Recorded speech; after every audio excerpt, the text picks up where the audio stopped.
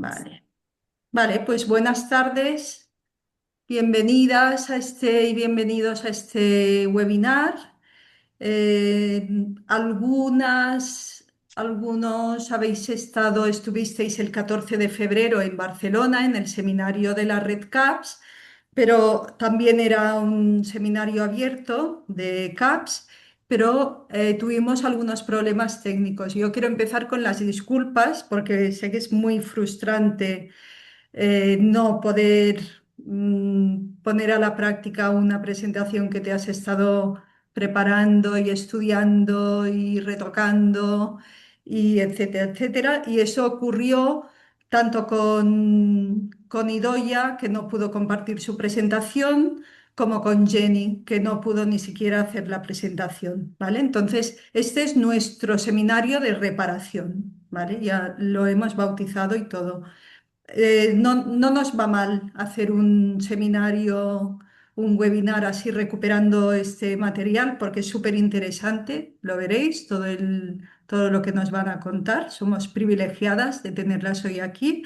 Y me vais a permitir 2 minutos porque como os he estado interrogando un poco y viendo que algunas no sois socias, pues yo como presidenta de CAPS, que soy Mercé Botinas, a vuestra disposición os tengo que hacer un poco de propaganda, ¿no?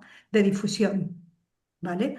Solamente explicaros que tenemos voy a compartir, a ver, os voy a compartir una pequeñísima presentación, ¿vale? Sobre CAPS. Entonces, CAPS somos una entidad, una ONG de ámbito nacional. ¿Estáis viendo la presentación? Sí, sí. Sí. Vale. Y ahora me voy a colocar yo por aquí, porque esto he aprendido a hacerlo hoy y no me lo voy a perder. Vale. Eh, este es el seminario que hicimos, ahora resulta que estoy aquí, ¿vale? ¿Vale? Del 14 de febrero, que estuvo también abierto a personas que no son de la red, ¿vale? Y queríamos explicaros un poco, me voy a salir. Sí. Ya estoy fuera. Vale, que somos una ONG, que trabajamos sin ánimo de lucro, trabajamos sin ánimo de venir a hacer currículum, trabajamos sin ánimo de venir a hacer negocio. Lo que buscamos es difundir la mejora de la salud de las mujeres. Tenemos el foco puesto en el androcentrismo, que ha llegado hasta nuestros días y que sabemos que se va a perpetuar como mínimo 300 años si no hacemos cosas para evitarlo. Y son estas cosas como las de hoy las que vamos a hacer, ¿vale? Las que nos dedicamos a hacer. Tenemos varios ámbitos, solo para que os suenen campanas. Una es una red humana, una red feminista, que estamos conectadas a través de un Google Groups con información corriendo continuamente. Tenemos también grupos de trabajo diversos de violencia ginecobstétrica, de salud hormonal en las diferentes etapas de la vida, salud perinatal, medio ambiente, formación clínica y me he olvidado el nuestro, María y Doya, el de morbilidad y farmacología diferenciales, pero así también queda dicho. Y, espera, que me he ido. Vale. Y también tenemos una revista que se publica 2 veces al año. Es información científica rigurosa también desde los diferentes ámbitos, porque somos todas completamente diversas. Tenemos sanitarias, no sanitarias, antropólogas, periodistas, abogadas, investigadoras. Tenemos profesoras, tenemos de todo. Entonces es una revista muy rica. Tenemos varios proyectos, algunos internos de CAPS, como el SGR Clip, y otros externos, como encargos que nos hace el Instituto de las Mujeres, el Salud para Disfrutar o para entidades externas. Y nos dedicamos a hacer también un seminario anual de autoformación, que este encuentro de hoy es una secuela de este seminario de 2026. Ya estamos trabajando en el 27, ¿vale? Básicamente que esta asociación, esta ONG, es una red viva de mujeres que estamos conectadas, que publicamos una revista y que estamos en continua formación y en continua actividad, ¿vale? Podéis bichear la página web, que estamos a punto también de ir renovando. Los grupos de trabajo que os he explicado están abiertos a todas las socias que quieran entrar y participar. Me he olvidado antes comentar el de atención primaria y el de formación y la propaganda, que os asociéis, que forméis parte del cambio, que podéis, si no queréis suscribiros en este momento a CAPS, os podéis suscribir a la revista MIS, ¿vale? Y que nos ayudéis a difundir nuestro trabajo, ¿vale? Eso era la propaganda, era inevitable, lo siento. ¿Vale? Y ahora ya empezaré a hablaros de nuestras ponentes. Espera que me tengo que salir de esta, dejar de compartir, ¿vale? La primera ponente va a ser Idoia Ugarte Gurruchaga. Ella es profesora, es investigadora en la Universidad de Castilla-La Mancha.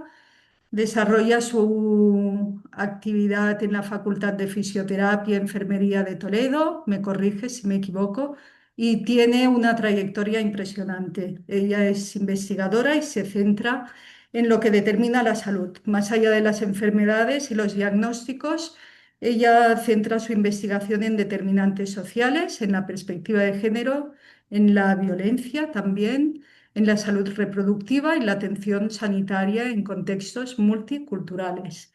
Sus publicaciones analizan desde enfoques tanto cualitativos como cuantitativos, si veis sus estudios, también cualitativos, las actitudes hacia la violencia de género en población universitaria y las desigualdades que afectan especialmente a las mujeres en el acceso de los servicios de salud, que en muchos aspectos están pensados no para las mujeres.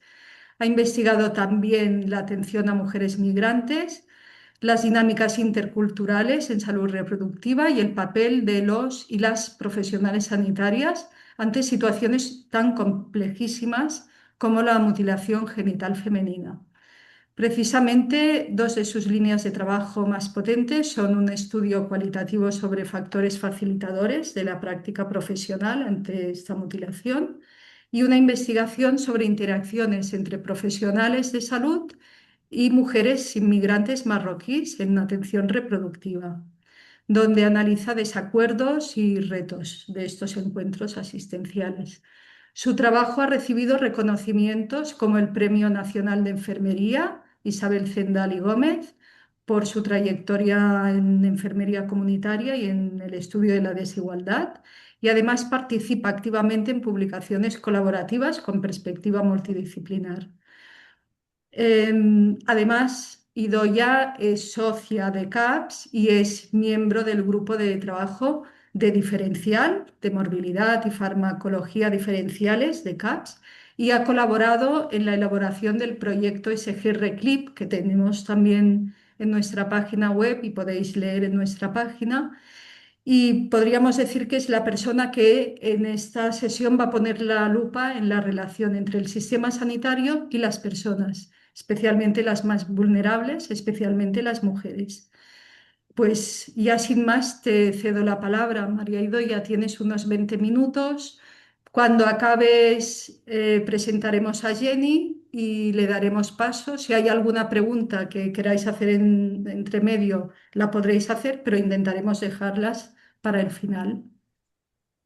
Tienes la palabra. Muchas gracias por estar aquí y disculpas de nuevo. Muchas gracias, Mercé, compañeras. Aceptadas las disculpas, pero no necesarias, porque sabemos que los medios informáticos son así. Es verdad que al principio nos dio, no sé si es como rabia o pena no poder compartir en ese momento lo que tanto Jenny como yo teníamos preparado, pero son circunstancias ajenas a nuestra voluntad, con lo cual esta sesión de reparación yo la veo como una nueva oportunidad y de verdad que agradecida de poder compartir y por la presentación. ¿vale? Porque esto nos cuesta, o es un esfuerzo de todas y también es una buena recompensa para todas. Voy a intentar compartir la presentación, pero si no tenemos un plan B, que, que a lo mejor vamos a tener que poner en marcha. Voy a intentarlo. Ujú. Pues voy a poder poneros lo que hemos Sí, preparado. ya Porque te, sí ya veis la te, presentación, ya te ¿verdad? veo. Sí. Bien, muy bien. Bueno, pues esta presentación pone foco en las fases previas al diagnóstico, en las que también hay, se cometen errores que no es que sean individuales, sino que son fruto también de la estructura que ahora mismo tiene el modelo de atención sanitaria. Y quizá en ocasiones pensamos en los sesgos de sexo y género cuando ya estamos hablando de la prescripción o del diagnóstico, ¿no? En los fármacos que se recetan, en con qué dosis, qué tipo de efectos secundarios pueden tener o no de un carácter diferencial entre hombres y mujeres, pero hay un previo, ¿no? Que es en lo que yo me voy a centrar. ¿Dónde se cuelan los sesgos de género antes de prescribir? Podemos decir que la prescripción farmacológica es el final de una cadena, o sea, no es un acto aislado a la prescripción, que es algo a la que estamos acostumbradas muchas de las personas que trabajamos en el ámbito sanitario, es, es el final de una cadena que nos lleva a esa prescripción. Pero si la cadena está sesgada, ¿no? El producto final, que es esa receta, también lo está. Con lo cual, el previo es, primero, la escucha, como hay que escuchar, la interpretación de esa narrativa que escuchamos, después es cuando elaboramos el diagnóstico y finalmente es la prescripción o tratamiento. Por eso, cuando hablar solo de prescripción, sin revisar ese proceso previo, es como el símil, ¿no? Que os puedo compartir, es como discutir el resultado de un partido sin mirar antes cómo se jugó. Y esto no es casual. Esta manera o estos riesgos donde se cuelan esos sesgos antes de la prescripción es fruto de que el modelo, el orden de las cosas, bueno, el orden del mundo, sabemos que es androcéntrico, y ese orden del mundo también impregna el modelo asistencial, ¿no?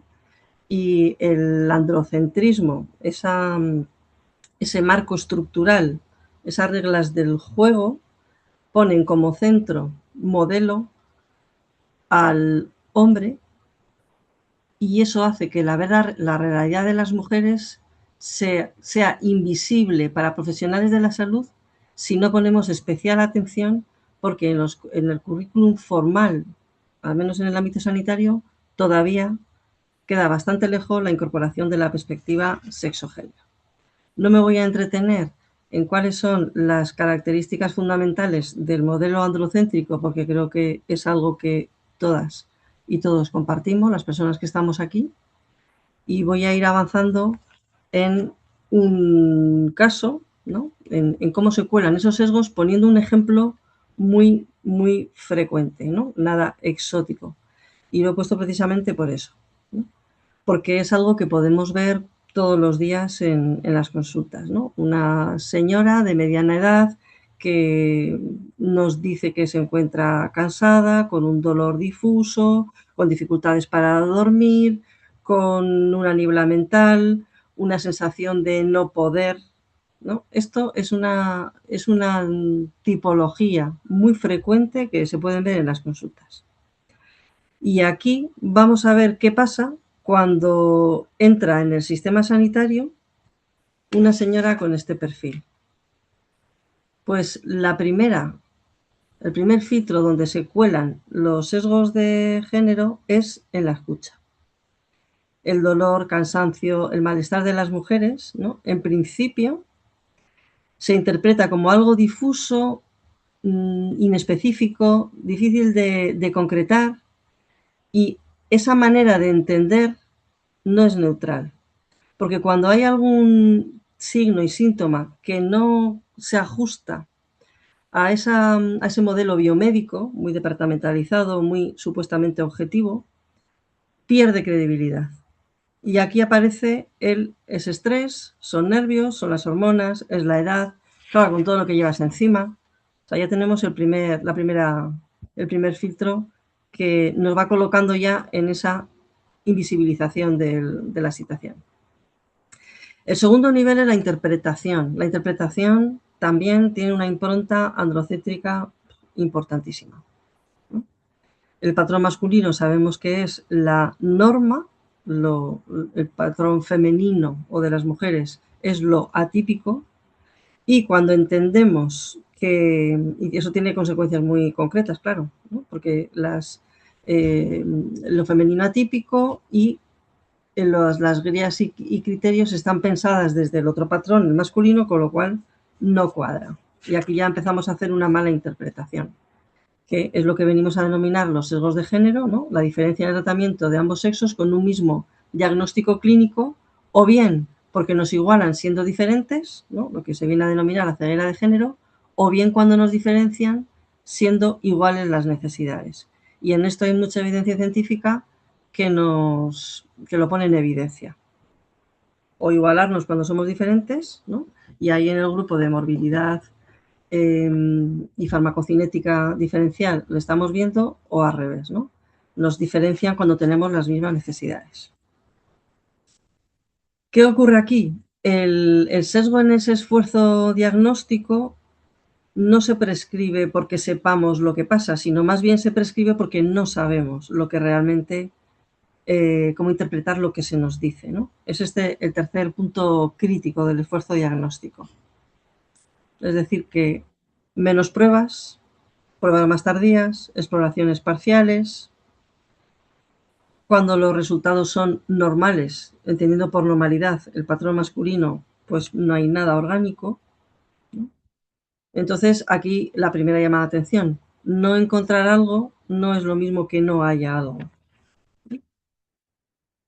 Y al final llegamos a una consecuencia, o a varias consecuencias, que se traducen en las inequidades en salud. Es decir, que tenemos ante la misma necesidad, distinta respuesta o misma respuesta, distinta necesidad, y al final las consecuencias son estas que veis en la diapositiva. Y esto, insisto, no es una mala praxis individual, esto es inequidad de género en salud estructural, que es lo que también tenemos que cambiar. De ahí que cuando hablamos de una idea que estamos trabajando, de las competencias para incorporar una perspectiva de sexo-género en la atención sanitaria ampliamente entendida, incluido la investigación, una de las competencias hace referencia a esa parte más social, ese liderazgo transformativo que tenemos que tener también y asumir como responsabilidad quienes estamos trabajando en esta línea. Bueno, hasta ahora os he ido diciendo cuáles son los problemas o las dificultades, pero también os quiero traer qué podemos hacer, ¿no? Qué herramientas nos pueden ayudar a trabajar de una manera no sesgada. Aquí tenéis algunas de ellas, ¿no? Extraídas ya de guías que están abiertas. Las leéis, he pedido pruebas pertinentes, os estoy cerrando el caso, ¿no? ¿Qué diagnóstico se pierde si solo mido el patrón masculino? Ya digo que esto es fácil, en principio, de decir, pero en consultas difícil de manejar. Luego, si queréis, entramos en algo más, pero no me quiero entretener mucho para cumplir los tiempos y que luego podamos hablar. Bueno, si queremos trabajar de una manera competente, incorporando la perspectiva de sexo-género, tenemos que tener a la cabeza de todo el desarrollo metodológico y teórico estos principios rectores.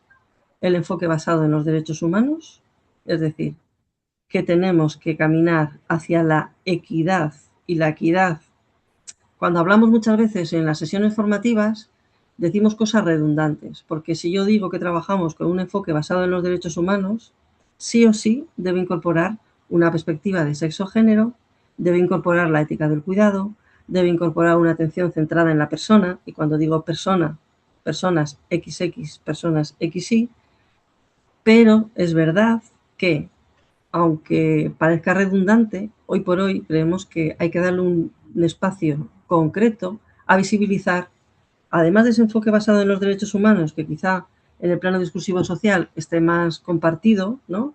Bajo ese punto de vista, todas las personas somos titulares de derechos, no, huimos del paternalismo, también del modelo patriarcal, titulares de derechos, profesionales, quienes estamos aquí, titulares de responsabilidades, tenemos una responsabilidad para con las personas, y titulares de obligaciones, ¿no? Esas personas que son las que marcan las normas, las que tienen capacidad de cambiar las normas, los protocolos, bueno, si aterrizamos, ¿no?, en diferentes niveles, más estratégico, operativo, de cambiar las situaciones que colocan a las personas en situación de desventaja. En nuestro caso, que estamos hablando hoy, a las mujeres por ser mujeres.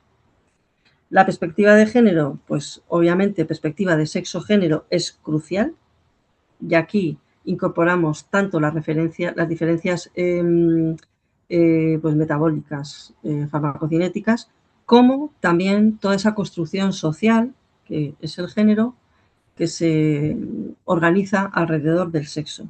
Y aquí es importante, muy importante, a la hora de abordar la salud, tener en cuenta esos roles que se nos adjudican, ¿no? Porque no es, no podemos olvidar que el marco, la estructura, el paradigma en el que nos movemos es un paradigma patriarcal. Y tenemos que salirnos de ahí. Y es difícil, porque vamos poniendo medidas, pero es que no encajan. Las propuestas que hacemos con un enfoque basado en derechos, con perspectiva de sexo-género, no encaja en ese modelo corsé patriarcal, ¿no? Entonces tenemos que salirnos de ahí y hacer esa transformación a la que os animo desde ya, y podemos ir haciendo desde la evidencia, sabiendo, ¿no?, adquiriendo competencias para transmitir y contagiar, en el buen sentido de la palabra, el contagio, el cambio. Y por supuesto, también uno de los principios rectores es la ética del cuidado, la ética de la atención, la ética sanitaria. Indudable. Bueno, y para trabajar con este enfoque y abordar de manera integral desde arriba una atención con estas premisas, tenemos que desarrollar una serie de competencias. Y las competencias las podemos dividir en dos niveles. Hay ciertas competencias que pueden caer en el ámbito de lo individual, ¿no? La relación y todo lo que tenemos que tener en cuenta, estas primeras diapositivas que yo os decía, antes de llegar al diagnóstico y a la prescripción. Para hacer un diagnóstico yo me tengo que armar de una serie de competencias que devienen de esos principios rectores y que quedan en el plano de lo relacional, ¿no?, de profesional de la salud y persona paciente. Y luego tenemos otro grupo competencial, que son las competencias sociales. Y aquí son esas competencias que debemos ir adquiriendo, ¿no? El adquirir competencias siempre es algo que vamos en proceso, nunca se llega a decir ya soy competente, vamos en camino, que queda en el ámbito de lo social.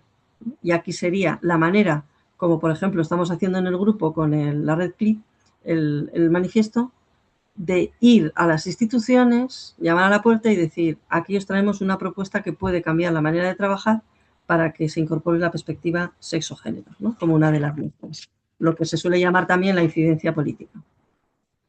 Y muy importante en estos aspectos clave de la atención con perspectiva de sexo-género, como digo, antes de llegar a la prescripción, son estos aspectos clave en la atención sanitaria. La comunicación, que puede verse muy, muy afectada por los estereotipos de género que todas las personas tenemos, ¿no? Yo ya tengo estereotipos de género porque mi socialización ha sido así. Cuando yo me pongo la bata de enfermera, sigo teniendo esos estereotipos, tengo que ser consciente de que hay esa presión social, ¿no?, esa dimensión social que me está condicionando. También otro aspecto clave es el trato a la relación profesional-paciente, que puede estar muy influenciado por sesgos inconscientes, ¿no? Tenemos que tener presente esta manera de que esto existe. El componente institucional también, ¿no? Es importantísimo que abordemos la elaboración y cambio en protocolos y estructuras organizativas que perpetúan los sesgos de sexo-género en el diagnóstico, lo sabemos, y el componente social y comunitario, también relevante porque las normas de género y los roles sociales influyen mucho en cómo las personas experimentan o viven los procesos de salud-enfermedad, la manera en la que buscan atención, también la expectativa que tienen la atención y, por supuesto, el incorporar a la comunidad, ¿no?, a la sociedad, incorporar en esta manera de abordar. Es decir, que las personas titulares de derechos también tengan las habilidades para poder expresar en consulta cuando algo creen que no se está trabajando o abordando de la manera que se considera. Y estas competencias, indudablemente, como todas, tienen 3 dimensiones, ¿no? Cualquier competencia que trabajemos tiene el nivel de conceptual, los conocimientos, las actitudes y las habilidades. Es decir, que tenemos que trabajar en el conocimiento sobre las diferencias biológicas entre sexos. Tenemos que tener una actitud para identificar y cuestionar nuestros propios sesgos, tener una mente abierta para considerar experiencias de salud diversas según el sexo y el género, y tener un compromiso con la equidad, ¿no?, y con la defensa de los derechos humanos, y por supuesto nos tenemos que dotar de herramientas. De estas 3 dimensiones o niveles competenciales, el más difícil de adquirir es el de actitudinal. Una vez que una persona tiene una actitud favorable a situarse en esta manera de abordar la salud, incorporando la perspectiva sexo-género, el resto es mucho más fácil, porque los conocimientos aprenden y hay herramientas. Y las habilidades o los procedimientos, ¿no?, la parte actitudinal también. Y ya para finalizar, pues compartir, ¿no?, que si el diagnóstico llega tarde, pues la farmacología también. Si todo el proceso hasta llegar a la prescripción para hacer un diagnóstico no hemos ido controlando esos sesgos de sexo y género, pues llegamos a una receta mal, una prescripción fallida, ¿no?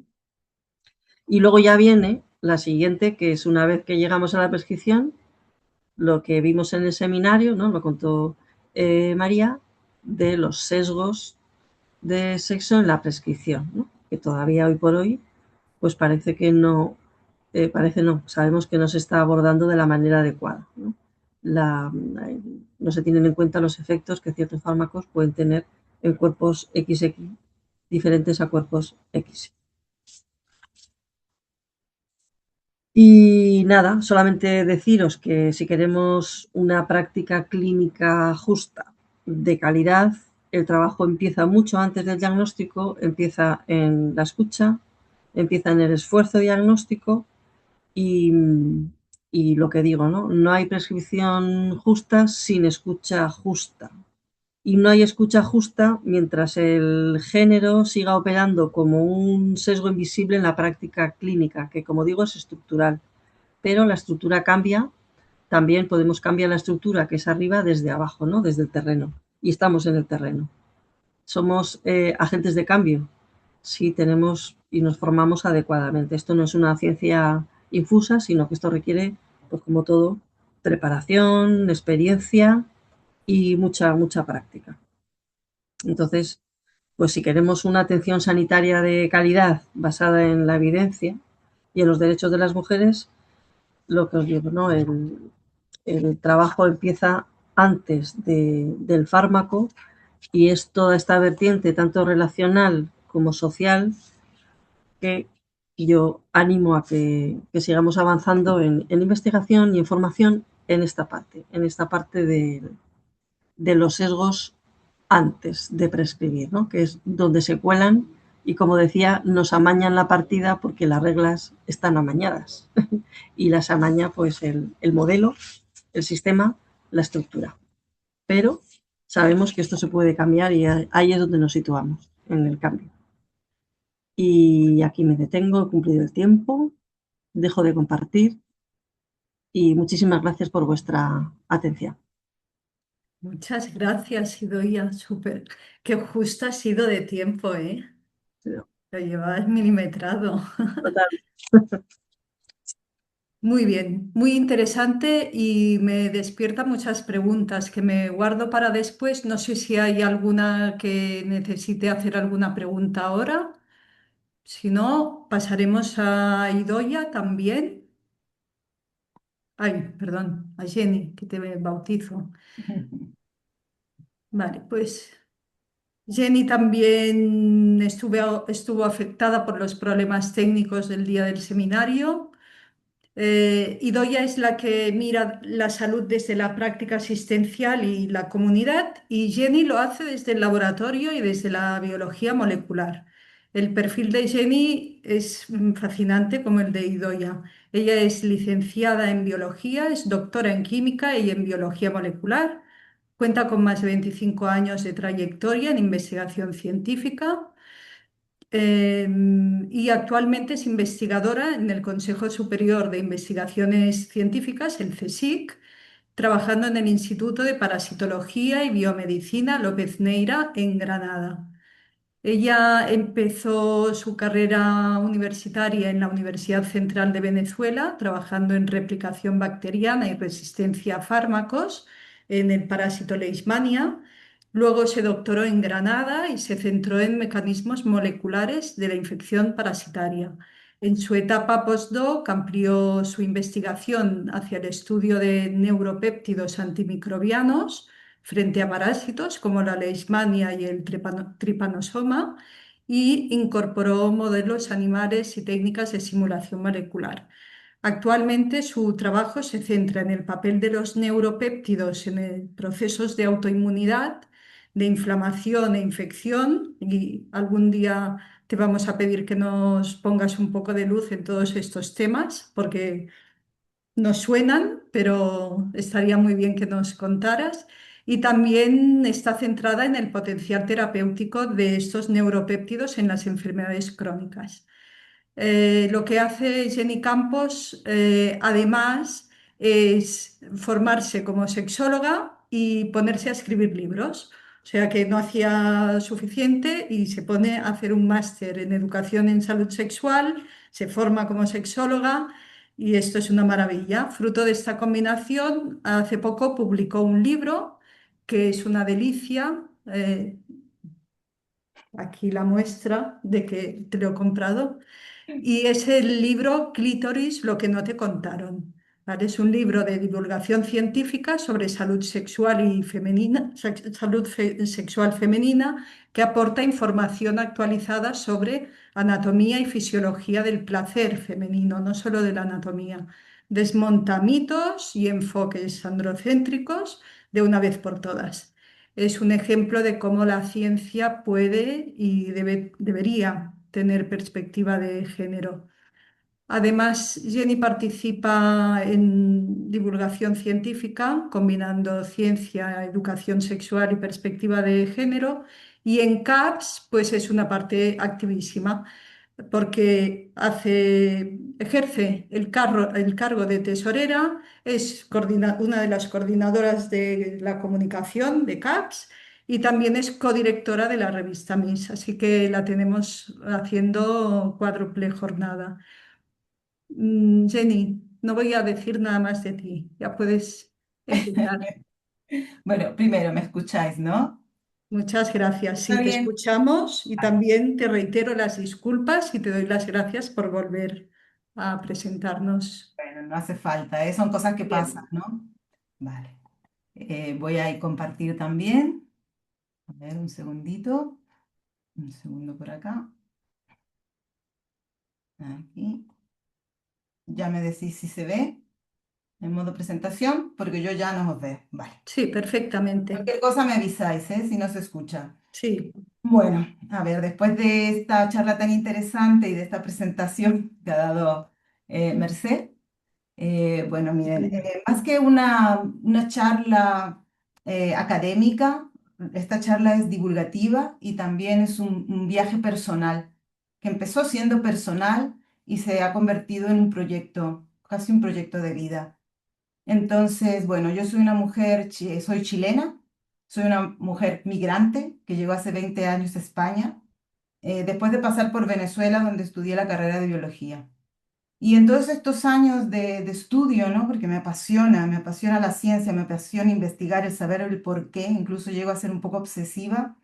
En la carrera no tuve clases de anatomía en biología.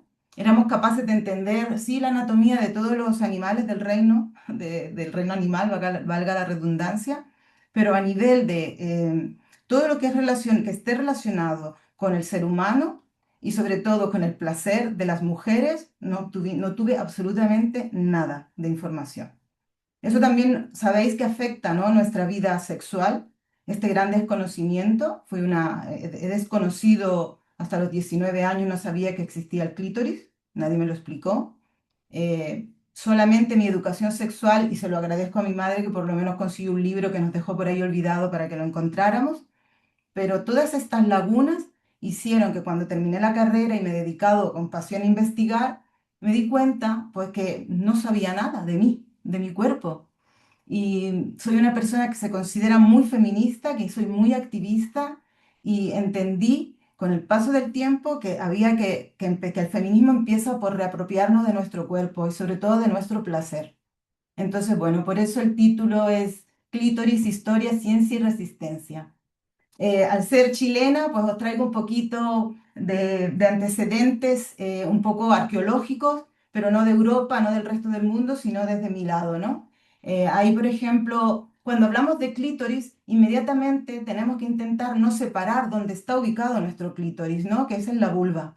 Y la vulva es una de las grandes desconocidas en nuestra anatomía. A lo mejor muchas de nosotras ahora en la actualidad somos expertas, pero en realidad siempre históricamente, independiente de donde busquéis información, siempre vais a encontrar que la vulva es un sitio misterioso. Y si la vulva ya es un sitio misterioso y desconocido, imaginaros el clítoris. Entonces, en una cultura, por ejemplo, dos ejemplos os he traído. La representación de la vulva en la cultura prehispánica, en la cultura chavín, que fue una civilización andina preinca. Fijaros aquí que está en una zona de Perú, que os he puesto aquí a la izquierda, ¿no? Por acá, pero voy a usar el cursor. Y fijaros aquí la representación de una mujer, esta cultura le encantaba poner colmillos a todo. Entonces aquí está una representación de las mamas y si nos vamos a la zona de la vulva era dentada y tenía colmillos.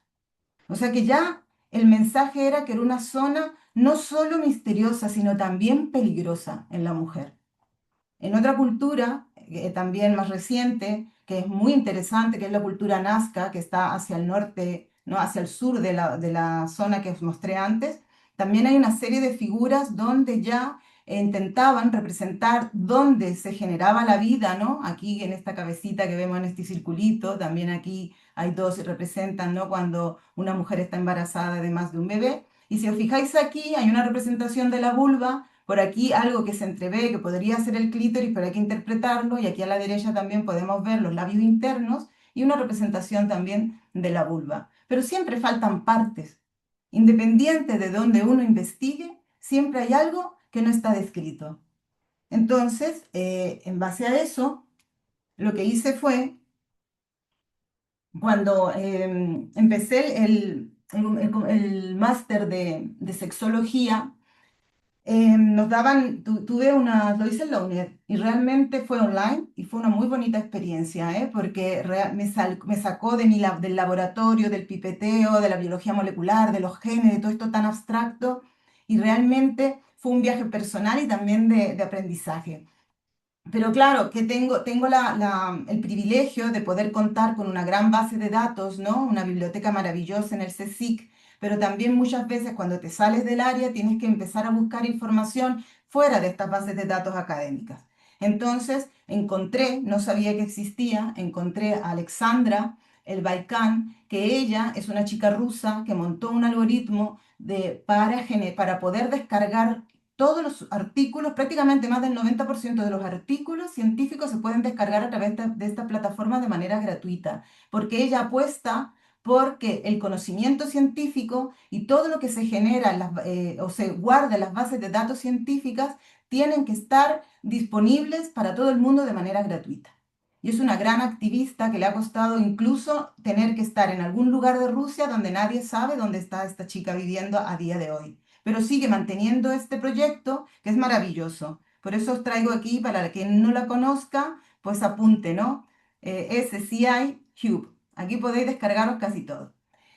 Cuando empecé entonces ya con esta idea de la vulva, ¿no? Del clítoris, bueno, ¿cómo es el clítoris, no? En aquellos años, cuando tenía 19 años, ya después empiezas a entender y lamentablemente la mayor parte de la información del punto de vista de sexología viene del porno, por lo tanto, ahí ya tenemos un referente que no es adecuado, ¿no? Porque es una performance, el porno no es la realidad.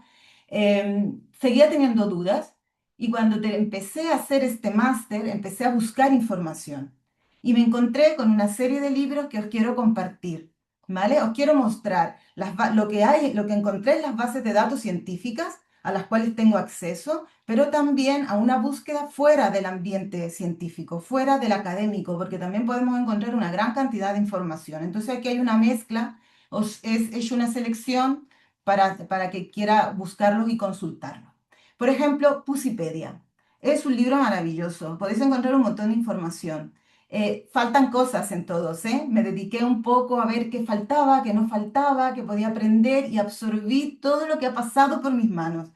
Luego hay un tema muy interesante que dará para otro webinar, que no tendré tiempo, que es hablar de que las mujeres también tenemos próstata, que es un tema que genera bastante polémica. No me puedo detener ahora, pero haremos un webinar de esto. Hay una chica catalana maravillosa, Marta Torrón, que ha escrito unos libros para la infancia junto con su hermana y otras chicas muy bonitos, muy buenos, que realmente ojalá por lo menos yo lo hubiese tenido cuando pequeña, que también habla del clítoris. Y así fui encontrando pues otros tipos de libros que hablaban de la vulva, del clítoris, y me dediqué a hacer un estudio para poder ver si encontraba toda la información que andaba buscando. Por otro lado también me pude comprar, son libros caros, imagínense, este de libro que habla de anatomía, estudio anatómico del clítoris como órgano, clítero vulvar, son por lo menos casi 300 euros. Lo digo para que sepáis lo difícil que es acceder a esta información si uno no tiene, no está como en el Consejo Superior de Investigaciones Científicas o tiene recursos económicos para hacerlo. Entonces aquí nos encontramos con la primera limitación, que el conocimiento se queda atrapado en las bases de datos, que no se divulga a la población. ¿Y qué sucede? Que nos encontramos también fuera de este ambiente con muchos mitos. Entonces, tomando en cuenta todo esto, me dediqué por lo menos a unos 2 años a buscar bibliografía y me fui a años bastante lejanos, ¿no? Del mundo, del momento actual. Entonces, para encontrar, porque mi primera pregunta fue, ya en este mundo tan androcéntrico del pasado, quienes tenían acceso a toda esta información eran los médicos, que eran hombres, ¿no? ¿Sabían del clítoris? ¿Hay imágenes antiguas que nos puedan dar pistas de cómo era el clítoris? ¿Qué partes anatómicas conforman el clítoris? ¿No? Porque si no conocemos una zona de nuestro cuerpo, nuestras neuronas no reconocen esa zona y borramos el órgano. Y un órgano borrado es un órgano que no se estudia. Y si no se estudia, no se estudian las patologías e invisibilizamos enfermedades que pueden estar asociadas con partes anatómicas de nuestro cuerpo, sobre todo con las zonas asociadas con nuestro placer. Entonces, bueno, no me voy a detener históricamente porque me quiero detener en las mujeres, no en los hombres, un poquito en la historia, ¿no? Pero tengo que nombraros Aristóteles. Esto empieza por esos años, incluso, ¿no? Aristóteles decía que nosotros éramos una copia defectuosa del hombre. Curiosamente, ellos no tenían, por lo que encontré, no tenían acceso a hacer estudios directos sobre las mujeres, ¿vale? Era siempre todo a través de mujeres que ellos conocían, que se autoexploraban y le explicaban cómo podían hacer ciertas partes anatómicas. Entonces aquí hay un viaje sideral de cómo nos consideraban. Para el hombre, acuérdense que en la cultura griega el amor perfecto era de hombre a hombre y en sémulas. Entonces nosotras estábamos ahí encerradas en casa, ¿no? Sin poder decir nada, solo utilizadas como incubadoras para la reproducción. Y así nos vamos moviendo en la historia empiezan aquí estos médicos a adjudicarse, ¿no? Que hay una zona que podría estar relacionada con el placer, pero lo asociaron con la reproducción, le daban distintos nombres y se empezaron a adjudicar que había algo ahí que podía generar placer en las mujeres, que tenía que hacerse, que los hombres tenían que jugar este rol activo de generar placer sobre las mujeres para que pudiesen entonces, para que ocurriese la fecundación. Si vamos más hacia adelante, seguimos viendo que el mundo sigue siendo bastante androcéntrico, la información sigue estando restringida al mundo médico y por aquí en el año 1619, que os he marcado aquí en verde, encontré un libro, ¿no? de Bartolino por aquí y entonces dije, a ver, ¿qué hay aquí? Voy a ver si me lo puedo descargar, porque tomad en cuenta que hay una cosa maravillosa que es que ahora todos los libros, incluso libros antiguos, están digitalizados y no hay que viajar a la biblioteca en Alemania o en Inglaterra, donde sea, a poder detectar un libro o revisar un libro. Y aquí os quería mostrar yo, por ejemplo, que Bartolino eh, publicó un libro que se llama Anatomía Reformata y si os fijáis aquí a la derecha, claramente está describiendo el clítoris. Porque a lo mejor muchas de vosotras lo sabréis, pero el clítoris está conformado por una zona externa. Bueno, primero está localizada en la parte distal proximal de la vulva, pero está conformado por una parte externa y una parte interna, y la parte interna es más grande. Entonces, pero fijaros que en el 1600 ya habían descripciones del clítoris, acá, de una de las partes del clítoris. Entonces, también de la vulva, se indicaba dónde estaba cada zona y no había ningún problema en estos libros de dibujarlo. Eran grandes dibujantes, ¿eh? Hay dibujos maravillosos. Entonces después dije, mira, por el 1600 ya se sabían estas cosas. Vamos a ver qué pasa más adelante. Y saltamos, para no detenernos por cuestiones de tiempo, en el 1804 hay otro médico que publica un libro que se llama, bueno, que era Anatomía Dissection des Partis, ¿no? Que está ¿cómo se llama? En latín, Cobelt, y os quiero mostrar lo que encontré de Cobelt. A mí estas cosas me alucino yo con esto, ¿eh? Os traigo aquí lo que yo encontré. Imaginaros que en el 1804, entre el 1804 y 1857, mirar la descripción anatómica que hay de nuestros clítoris. Esto sería el glande, esto sería la parte, ¿no? Toda la parte que se estimula, que es la parte externa, con el cuello, todo el plexo venoso, arterioso. No es necesario, esto es una charla divulgativa, no pretendo dar clases magistrales de anatomía para nada, ¿eh? Voy a dar lo justo para que entendamos un poco de qué se trata esto. Y fijaros, recordaros, ya con toda esta información, siempre está como por partes, nunca está unida. Entonces me pregunté y dije, ¿qué pasa con los libros de medicina actuales, de ginecología? ¿Han tomado en cuenta toda esta información? ¿No? Para cuando vamos a la parte donde están descrito todo el aparato reproductor externo del hombre, interno y externo, que son 3, 4, 5, 6 páginas.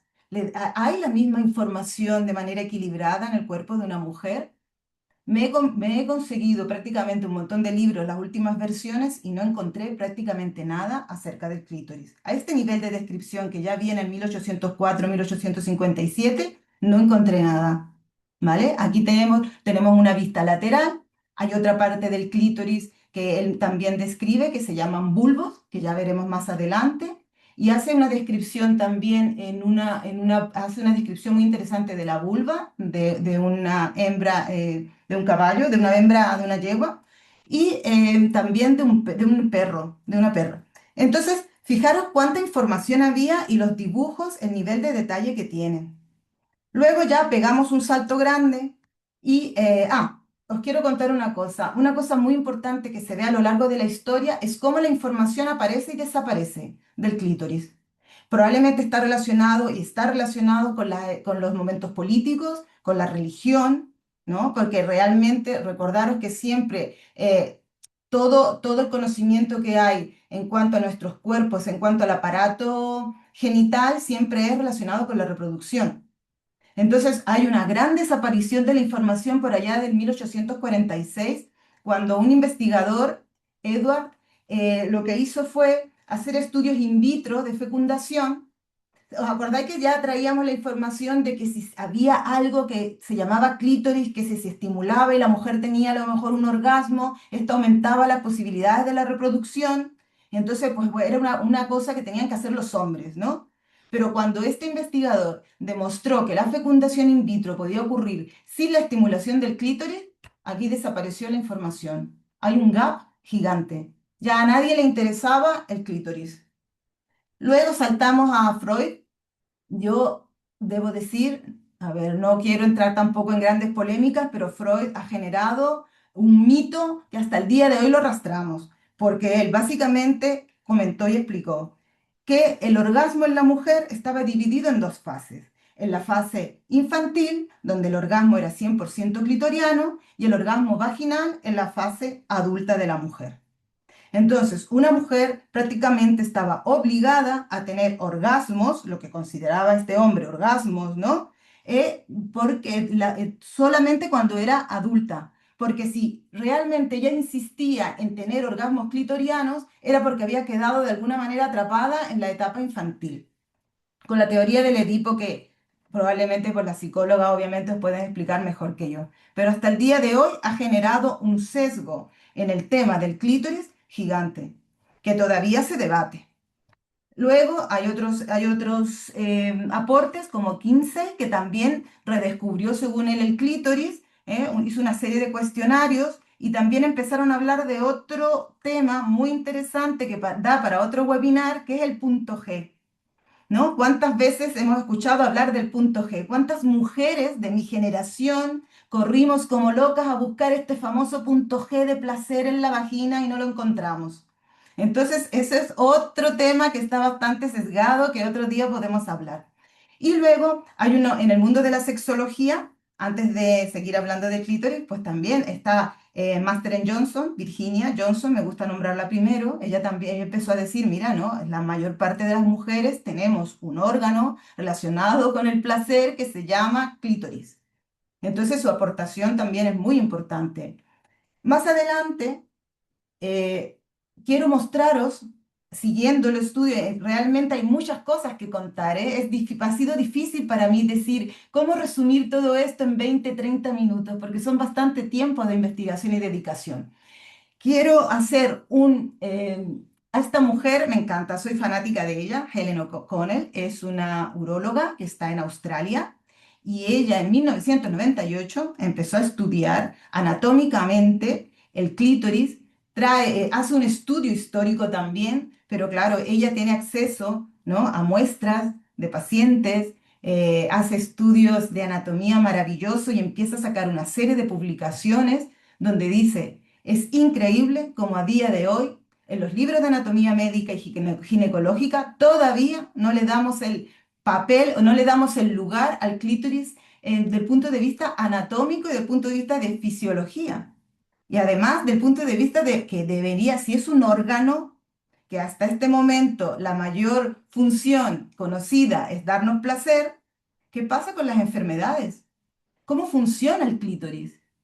Que fisiológicamente crece, cambia de tamaño, sufre una erección. ¿Hay patologías asociadas al clítoris? Hay más preguntas que respuestas, pero hace una cosa muy bonita, que empieza a generar una serie de dibujos tridimensionales. Imaginaros cuántas publicaciones tiene esta mujer en 20 años. Es una maravilla, ¿eh? Quien quiera revisarlas, las tengo todas descargadas y os las puedo dejar. Después, una cosa que ella plantea y dice, no tenemos que separar las zonas anatómicas en la zona donde está la vulva. Es todo un conjunto. Y entonces ella habla de un núcleo, clítoris, vagina, uretra. Después, si uno sigue analizando el tema y nos damos cuenta y empezamos a autoexplorarnos, nos damos cuenta que está todo unido, está todo cerca una cosa de la otra, no hay un límite, todo es una cosa integral. Pensar que la uretra está separada del clítoris y que está separada del ano es una cosa bastante, es segmentar la información. Entonces, a mí me gusta ampliarlo un poquito más cuando hablo de este tema y me gusta decir, tenemos un núcleo anatómico, que es la vulva, que contiene el clítoris, que contiene la vagina, que está la uretra, que está la próstata y que también otra zona muy invisibilizada en sexualidad es el ano, ¿vale? Que también da para otro seminario.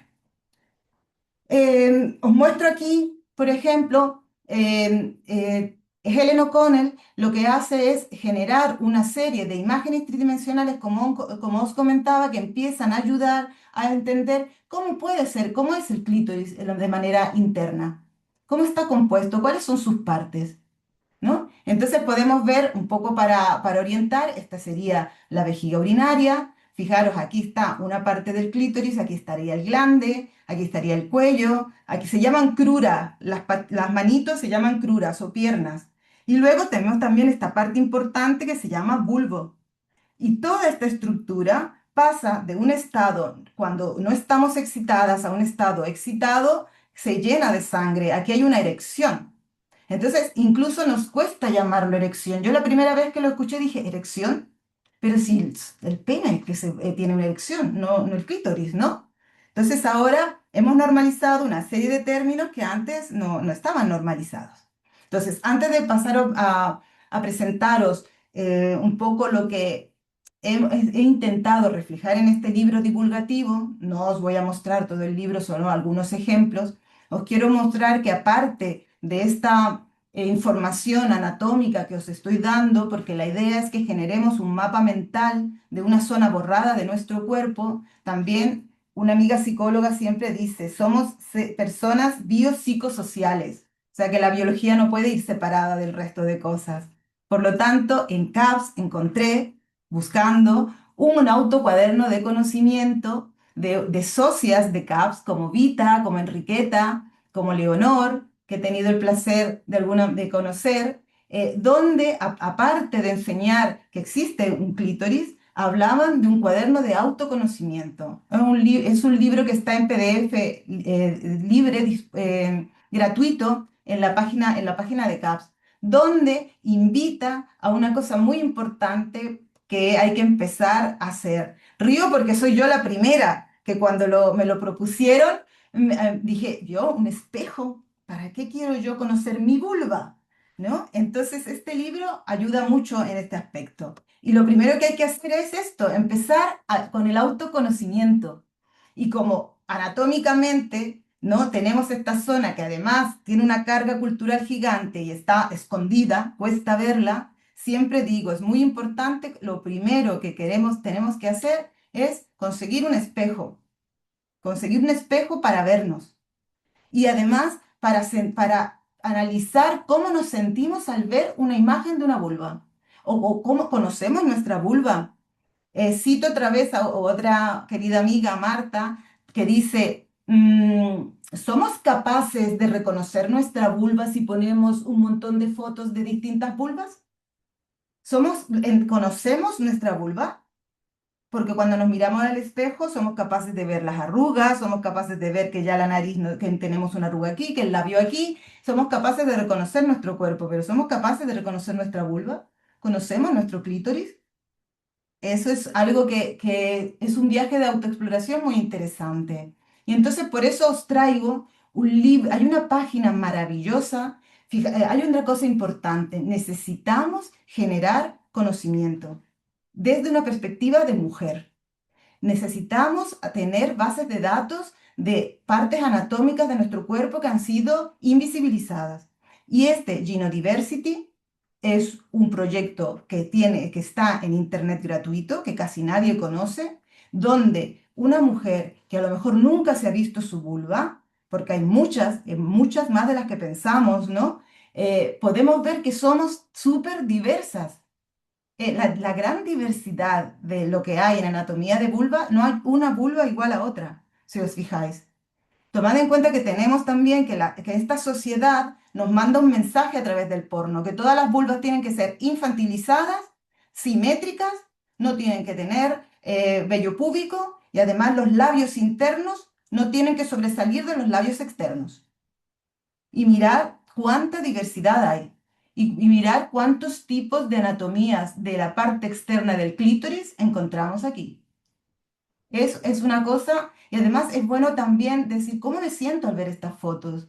¿Me da igual? tengo un gran conocimiento acerca del tema y no siento ni siquiera vergüenza, me da risa, siempre todas esas cosas es bueno preguntarse. Luego, otro gran desconocido de la vulva, hablo de la vulva porque ahí tenemos el clítoris, es, fijaros aquí, es el vestíbulo vaginal.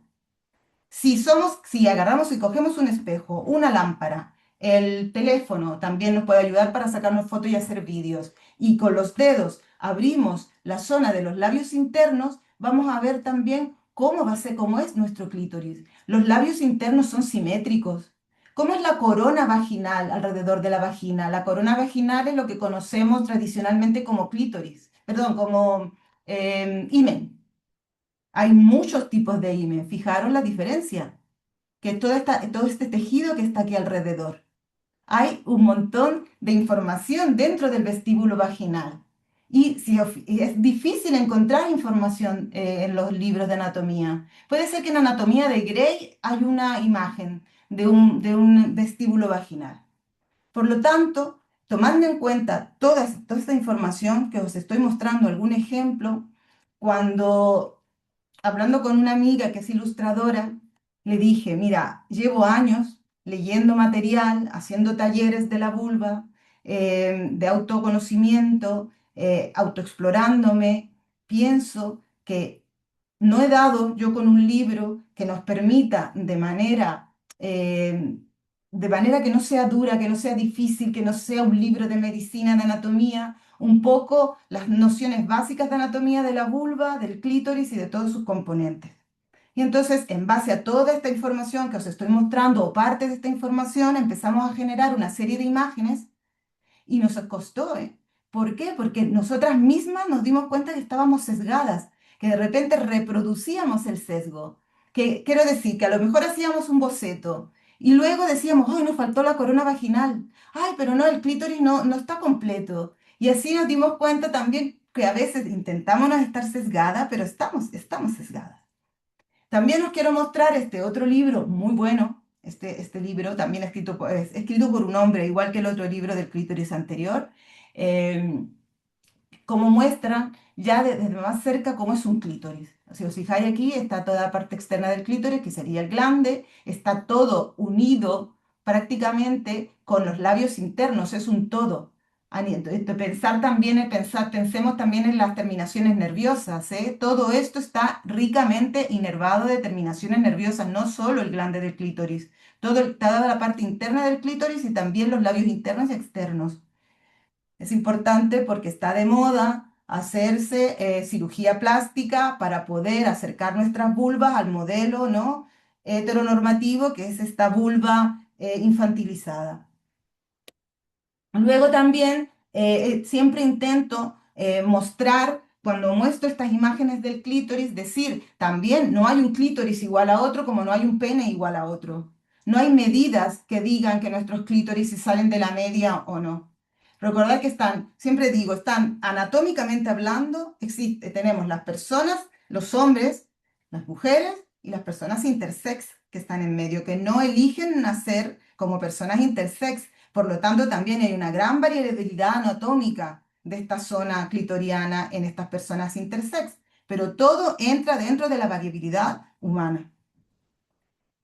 Tomando en cuenta, como os decía, esta serie de libros, elegimos y dijimos, bueno, vamos a intentar generar también una serie de fichas en este libro de Clítoris, lo que no te contaron, de cómo está, por ejemplo, dónde está suspendido el clítoris o está unido a algo, un poco de manera básica, ¿no? Saber que está unido a la sínfisis púbica, en el hueso púbico, y que cuando estamos, por ejemplo, excitadas, perfectamente nos la podemos palpar con la mano. Toda esta idea es para generar un mapa mental de esta zona borrada, ¿eh? Tampoco pretendemos, Sofía y yo, que es la ilustradora, generar que sea este libro un referente a nivel anatómico, para nada, estamos muy lejos de eso. La idea es despertar la curiosidad para intentar generar más referentes, más imágenes, más conocimiento acerca de esto. Jenny, Luego también Jenny, faltan 2 minutos para los 30. Vale, voy. Y entonces, luego, para terminar ya, ¿en qué músculos sostienen el clítoris, por ejemplo?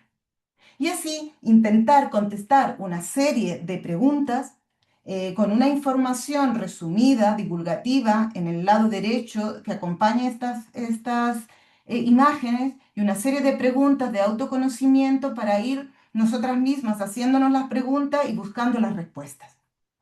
Y bueno, para no excederme, también hablamos de los ligamentos del clítoris, cómo está unido, ¿no? Estos ligamentos lo unen entre el hueso y la fascia del clítoris. Y sobre todo os quería mostrar aquí que el clítoris cuando se llena de sangre, cuando pasa al estado erecto, crece unas 2 hasta 4 veces su tamaño, como vemos aquí en la imagen a la derecha.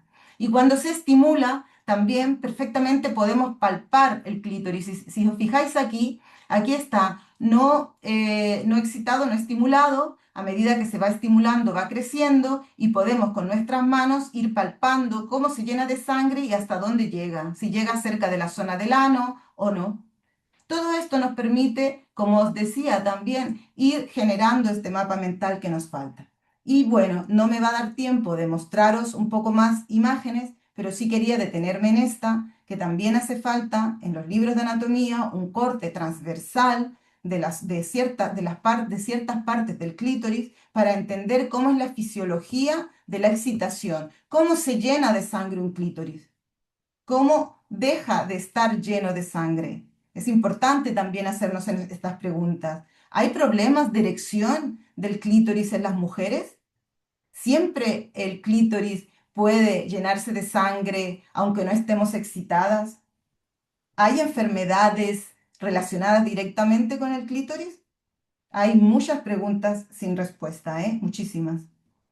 Importante también las terminaciones nerviosas, como os comentaba antes, están por todos lados de nuestra vulva, no solo del clítoris. El clítoris tiene, habréis escuchado, unas 10.000 terminaciones nerviosas en total, solo en la zona del glande. Luego es importante los tipos de nervios que llegan a las distintas zonas del clítoris. Y ya para terminar, quiero agradecer, ¿no?, a Sofía, que es la que me ha acompañado para generar todas estas imágenes, os he mostrado algunas, y quienes me han ayudado para publicar este libro, porque aquellas personas que os gusta escribir, sabréis que no es fácil publicar un libro, no se hace por una cuestión económica para nada y es importante encontrar la editorial adecuada. Y aposté por una editorial de 4 mujeres maravillosas aquí en Granada, es una pequeña editorial y realmente nos la estamos pasando muy bien en cada presentación y me apoyan un montón. Así que bueno, este es un poquito un micro resumen de lo que os quería contar. Me he permitido pasarme unos 10 minutos y os quería mostrar también esta imagen que ha hecho mi amiga Sofía, donde nos basamos en las redes neuronales para poner mujeres en redes, porque es muy importante que hagamos redes las mujeres, ¿vale? Así que bueno, muchas gracias. Muy bien. Muchísimas gracias a las dos maravillosas intervenciones. Te la dejo de Mm, compartir aquí, ya está. Nos despiertas más preguntas que otra cosa. Bueno, no Vale, sé si vamos a... alguien tiene preguntas, si alguien quiere aportar, porque para nada se trata de que nosotras digamos, o sea, estamos contando un tema, pero necesitamos también tener feedback, Yo escuchar quería, comentarios, lo que queráis, abierto a lo que queráis, ¿vale? ¿Alguien ha levantado? Sí. Sí. bueno, yo no he levantado la mano. No Ah, sé si alguien bueno, ¿quién había eres? levantado la Es que mano. no te Soy veo, no Laura. te veo. ¿Quién eres? Soy Laura. Os había Laura. dicho que es que estoy en un ordenador muy antiguo que no tiene Vale, ni, vale.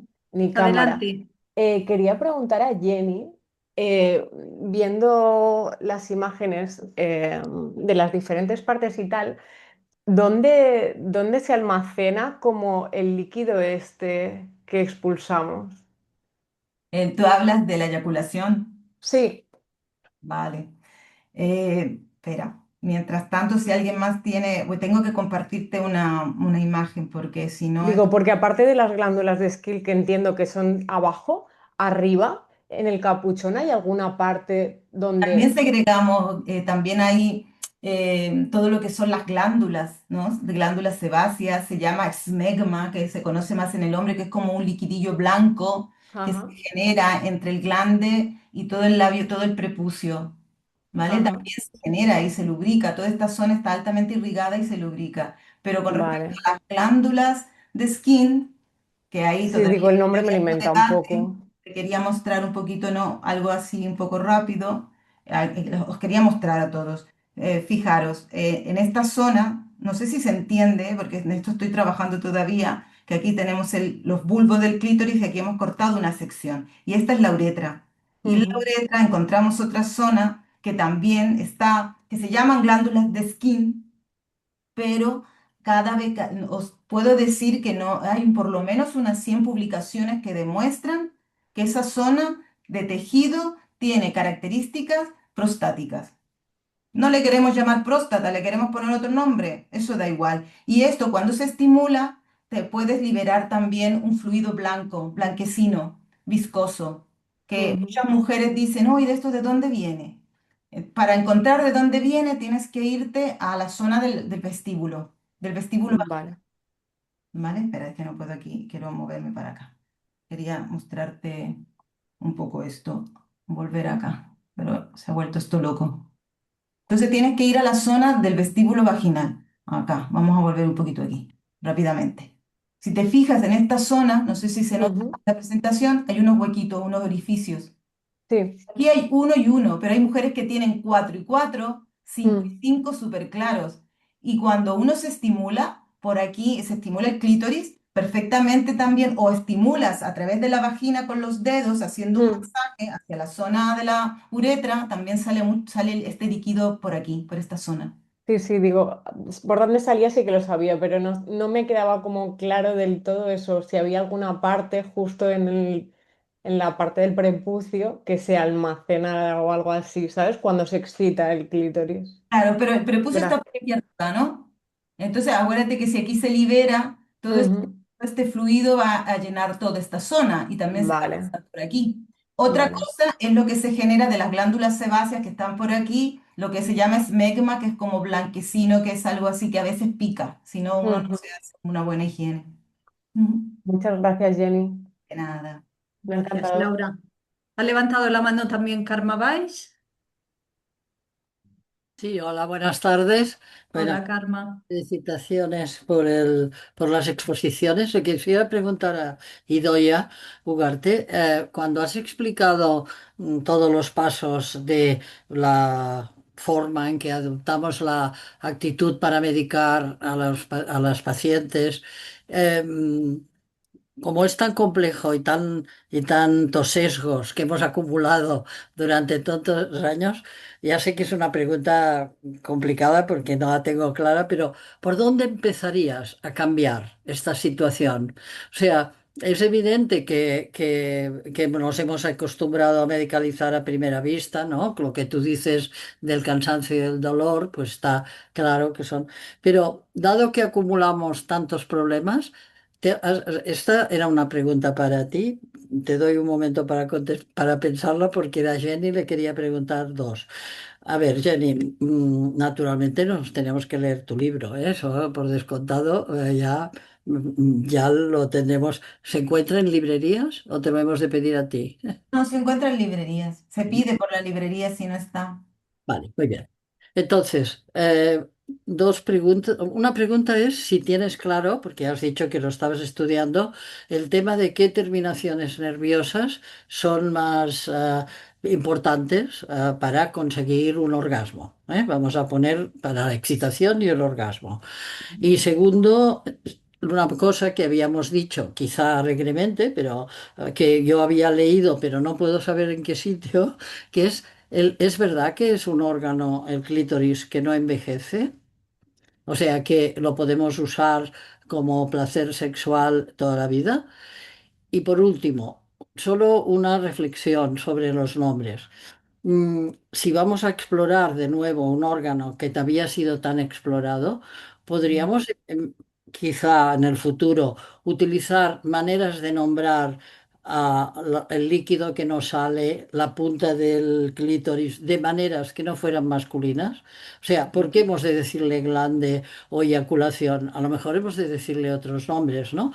A lo mejor hacer el esfuerzo de pensarlo. Ahora nos va bien para pensarlo. Incluso entiendo lo que tú dices y ya leí tu artículo sobre la próstata, pero la palabra próstata tiene un significado. Quizá lo que quieres decir es que hay una parte esponjosa, ¿no? Como la próstata, que es una, no sé qué quieres decir cuando quieres decir eso, pero igual le podríamos llamar lo que sea, ¿eh? Porque a lo mejor el órgano de Jenny, ¿no? O sea, a lo mejor la persona que lo describa bien lo podría describir, pero no necesariamente con nombres con temas masculinos, para expresar bien la diferencia, ¿no? Para explicar por qué somos diferentes, que no se había estudiado, o sí se había estudiado. Ahora me has descubierto, señores, del antes de Cristo, que ya habían dicho algo del clítoris, y en el seminario, que quizá no pudiste escuchar, la Enriqueta también nos dijo que había unos árabes que habían citado el clítoris, ¿no? O sea que hay gente que lo ha estudiado, pero vamos a ponerle los nombres. Pero bueno, la pregunta nervio y envejecimiento. Y la primera para Idoia, ¿no? Medicaliza. ¿Por dónde empezamos, Idoia?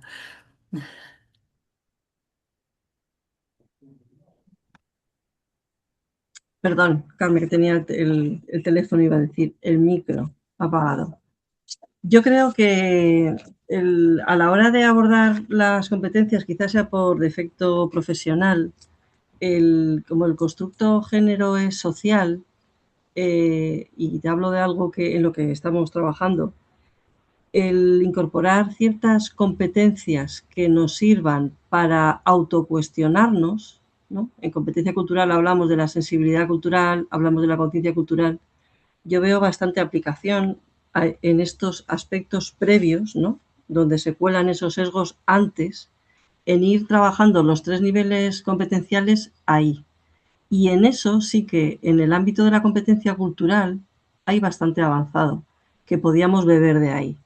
Es una idea en la que no te puedo avanzar mucho porque es como algo incipiente, pero creo que por ahí podemos avanzar, y es en formarnos en competencias para abordar este tema. Y eso es, igual, conocimiento, porque esa parte relacional para mí es muy importante, que es la previa. Pero no dejo de pensar también en esa parte social que comentaba al final de la intervención.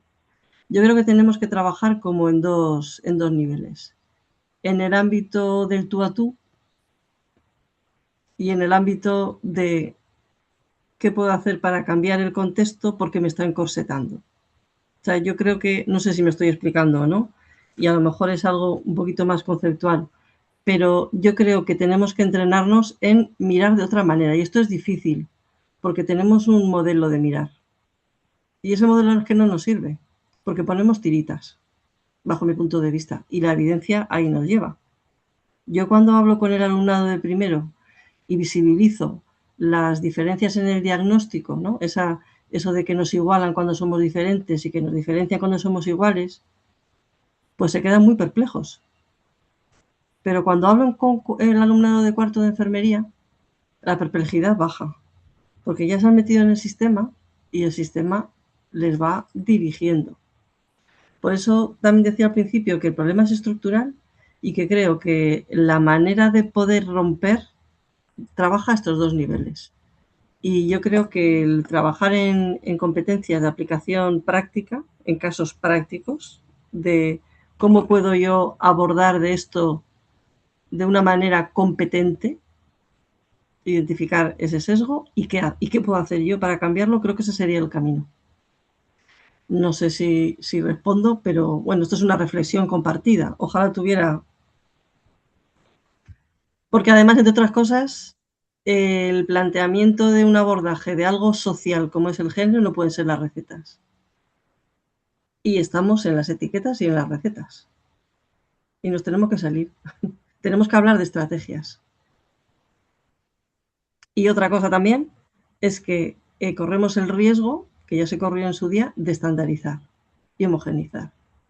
Y tampoco podemos caer en eso, porque no todas las mujeres somos iguales. compartimos muchas cosas, pero si ahora trabajamos en volver a meternos en otro cajón, pues estamos replicando el modelo patriarcal, que por otra parte también es lo que busca. Dicho sea de paso. Reflexión compartida. No sé qué opinión os merece. A mí me ha llamado la atención, si me permites, cuando has comentado, y es un recurso que tengo desde hace muchos años en la clínica, hacerme la pregunta, ¿estaría haciendo lo mismo si un hombre me contara esto? ¿Le pediría las mismas pruebas?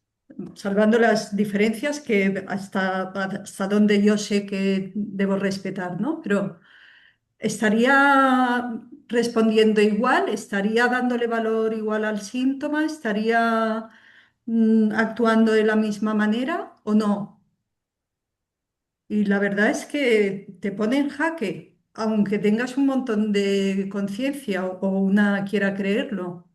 A mí me parece este listado de ese checklist que has pasado, no sé si es producción propia tuya o es algo publicado. Original mío no es adaptación de varias fuentes que he consultado, o sea, no es ideas. Yo creo que ideas originales hay pocas, Sí, creo que la gracia es en compartir y en armar y a eso veces sí. colocar. Pero Sara Velasco ya hace tiempo que tiene, al menos que yo conozca, varias obras ¿no? que también van en este sentido, por ejemplo, por citar a una de las autoras, pero bueno, sí, algo propio hay, claro. Pero ahí también, siendo importante, haría las mismas preguntas siendo hombre, luego viene la siguiente del riesgo de aplicar lo que aplicaría en un hombre. Sí, claro, sí, sí, sí, O sea, sí. que es Por eso te complejo, decía, pero guardando después las distancias, ¿no? Pero claro. sí. Hay una pregunta para Idoia en el chat. Sí, ahora leeremos las del chat. Si quieres responder, Jenny, las Sí, otras preguntas de Karma. sí, claro que sí, Karma. Muchas gracias por las preguntas. A ver, con respecto a si el clítoris envejece o no, yo no he encontrado absolutamente ningún estudio que haga referencia a esto que tú dices. Relatos, sí, de mujeres. Entonces, por eso es importante, ¿no? Que hablemos de este tema y normalicemos para poder preguntarnos, ¿no? Si estimulamos nuestro clítoris cuando pasamos los 70 años, por ejemplo, ¿no? No es fácil hablar de estos temas también a veces y es difícil encontrar esta información. En la base de datos, yo al momento, la respuesta no he encontrado por ahora nada. No significa que no exista. No he dado yo con el estudio. Con respecto a la terminología, estoy completa y 100% de acuerdo, pero por lo menos tiene que haber un punto de inicio, tenemos que reunirnos, debatir, hablar y que esto salga de un consenso, ¿no? Que estos términos nuevos que nos hacen mucha falta y ojalá vengan pronto, pues salga de todas nosotras, ¿no? En distintos ámbitos, ¿no? Para tener una terminología pues nueva, diferente, ¿por qué no? No para nada, encuentro que ¿por qué mantengo los nombres? Porque tampoco quiero yo generar nombres sin que haya un consenso, no me siento tampoco con ese grado de conocimiento, ¿vale? Pienso que es algo que tenemos que ver entre todas. Con los nervios, sigo estudiando, esto es un continuo, no soy, yo soy bióloga molecular, no anatomista. Entonces, el otro día te escuché a ti de que había mujeres que incluso podían tener daño en la médula y podían tener orgasmos, ¿no? Entonces, estará relacionado con los nervios del sistema autónomo, ¿no? Parasimpático y esto. Pero también encontré algunos artículos que hablan también de la inervación del clítoris, tanto interno como externo, de nervios que forman parte del sistema somático, que sería el nervio pudendo y el nervio dorsal. Es lo que he encontrado, ¿vale? Pero no he encontrado todavía una red bien hecha que explique todos los nervios que llegan ahí. Sí encontré que el glande, solo la zona del glande, bueno, la zona tiene entre unas 8.000 y 10.000 terminaciones sensoriales concentradas en esa zona. Y si vamos un poquito más hacia adentro de la célula, ¿no? hay corpúsculos sensoriales y terminaciones nerviosas. Eso es un poco lo que he encontrado al momento, ¿vale? Porque a veces encuentro una pequeña cosa en un paper, otro en otro, y tengo que unir, y eso a veces lleva tiempo. Eh, y ya, no sé si me has preguntado algo más que se me ha pasado. Está bien, está bien. Ahora que hablas de los corpúsculos, solo preguntarte, ¿hay alguna otra parte del cuerpo humano que tenga 10.000 terminaciones nerviosas en 2 centímetros? Yo que yo sepa, no, pero no soy anatomista. Te lo estoy preguntando yo también, ¿eh? Si encuentro algo te lo diré. Pero, Exacto. pero que yo Pero he sé, encontrado. Yo en creo que es una cosa única. un espacio anatómico de 2 centímetros, 3 es igual, Exacto. pero porque hay tamaños diferentes, que tengan 10.000 terminaciones nerviosas.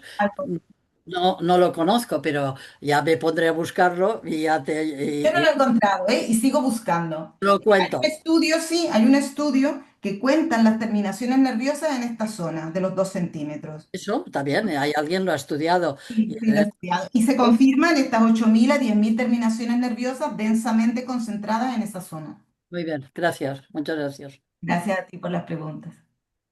Vamos a leer los comentarios y preguntas que se han hecho en el chat. Uno es, no tengo identificación de todas, pero iPhone 7 nos dice que en la formación de matronas hace casi 30 años que se estudia y se trabaja el tema. Autoconocimiento, utilización de espejo, hacer con plastilina las partes del clítoris, etcétera. A ver, ¿dónde lo ves? Maravilla. No Ujú. se hace en medicina, al Ujú. menos en la que yo estudié. Vale. ¿Dónde lo ves? Alejandro tiene una pregunta para Idoia, que es, ¿qué cambios concretos, Idoia, deberían introducirse en los planes de estudio de los y las profesionales de la salud para combatir la ceguera de género y evitar que se reproduzca después en la práctica clínica? ¿Quieres responder? Perdonad, que no encontraba el ratón para... Bueno, en la formación curricular, la formación básica de ciencias de salud, indudablemente yo creo que yo lo abordaría o lo abordaríamos de manera troncal, como materia troncal y transversal en las diferentes asignaturas. Y como también la formación sanitaria tiene una impronta muy, muy biomédica, y esto también es un hándicap importante, y se trabaja mucho en diagnósticos, etiquetas y abordaje terapéutico con el modelo androcéntrico, por eso digo que, por una parte, una asignatura que diera cuerpo al enfoque de sexo-género y luego ir transversalizando tanto en contenidos también como en metodologías docentes y en maneras de evaluación. El corsé al que hago referencia en el modelo de atención sanitaria hegemónico, que es el biomédico, tenemos en espejo su impronta en el modelo académico. Entonces, es muy difícil. Y, por ejemplo, hay intentos, y de hecho hay un Real Decreto del 2021 que nos está obligando a las facultades a adaptar los planes de estudio y a ciertas titulaciones, entre ellas las de ciencias de la salud, sí que sí o sí eh, obligan a incorporar competencias transversales por primera vez de carácter obligatorio relacionadas con igualdad, pero van más encaminadas a igualdad para prevenir la violencia de género, no en igualdad en la atención sanitaria. Que bueno, igualdad pues sería equidad, quizá la parte más, ¿no? El concepto más amplio. Pero yo hablaría de un cambio importante en troncalidad, en transversalidad, cambios en las metodologías docente para trabajar y mucha relación o un abordaje mmm, más verdaderamente complementario socio-sanitario, porque sexo sí que está más en la línea de la formación más biologicista que se puede entrar, pero luego todo este constructo de género debe abordarse de una manera más, una perspectiva más amplia. Y ahí pues tenemos un obstáculo que superar. Tenemos un grupo en CAPS que se ocupa de esta cuestión de formación. Yo creo que también están de acuerdo contigo, si me equivoco, Karma. en esta visión de troncalidad, ¿no? Sí, tiene que haber un inicio seguramente específico, con alguna asignatura específica, pero debería ser transversal a todos los conocimientos. Claro. No hay otra manera de abordar. No hay La más. perspectiva debe ser, bajo mi opinión. Así. Sí, sí, pensamos esto. Pensamos que tendría que ser incluso una exigencia curricular. O sea, no tendría que haber ningún catedrático en España ni en el mundo que no hubiera trabajado algún trabajo o todos con perspectiva de género y hubiera incorporado sexo y género con el tema biopsicosocial, porque también en lo biológico hay un sesgo de género. O sea, porque los análisis clínicos se analizan mal y se analizan con sesgo de género y son bien biológicos. Es un tema en que gastamos mucho dinero y utilizamos tecnología punta para hacerlo y entonces los interpretamos en contra normalizamos la inferioridad de las mujeres. Y eso es bien biológico, pero también no hay manera de introducir este tema, ¿eh? Y lo trata muy poca gente del mundo, ahora que estoy haciendo una revisión sobre eso. O sea que es complejo, pero bueno, por eso te he preguntado, Idoia, en tu opinión, ¿por dónde empezamos? Porque a cambiarlo hay que cambiarlo, pero bueno, mira, intentaremos meterlo en todas partes, en todas partes, sexo y género, que vaya sonando, ¿eh? Correcto. Gracias, Karma. Belén Nogueiras nos dice, la Asociación de Mujeres para la Salud divulgó en 1985 en Cuadernos para la Salud de las Mujeres un capítulo del libro Una nueva visión del cuerpo de las mujeres, escrito por un colectivo en Alemania. El capítulo era una nueva visión del clítoris. Recogía muchas imágenes como las que ha proyectado Jenny y dice Belén, lo cuento porque es importante recoger la genealogía feminista. Gracias por vuestras intervenciones, un placer escucharos. Pues yo estoy de Belén, acuerdo no, completamente con ella y puedo decir que yo también he encontrado mucha información que viene de asociaciones. Encontré una también de Estados Unidos muy buena y aportan un montón. Así que esta la he apuntado en cuanto la he visto porque lo quiero buscar. Me gusta, es importante esto que ella dice, ¿no? De recoger la eh, genealogía feminista, muy importante. No sé si sí, es hay que como hay, siete tiene de campana, ¿no? perdona un momento, que me he perdido en Hay una el mano chat. levantada. No, pero un momento, que hay un par de temas más. Vale. Ella decía también, estaba hablando de que el colectivo de feministas alemanas generaron una nueva palabra para la eyaculación, que es lo que comentabais también sobre la terminología, y al traducirla era algo así como río que fluye. Estos son propuestas y aparecen. Alejandro también ha hecho otra pregunta para Jenny, que dice, en mi formación en enfermería, por ejemplo, en anatomía o fisiología, el clítoris casi no se estudiaba. ¿Cómo pueden revisarse los planes de estudios sanitarios para corregir esta imposición patriarcal en la formación de sanitarios y sanitarias? Muy buena Dice, pregunta, que va un poco al hilo de lo que hemos venido hablando.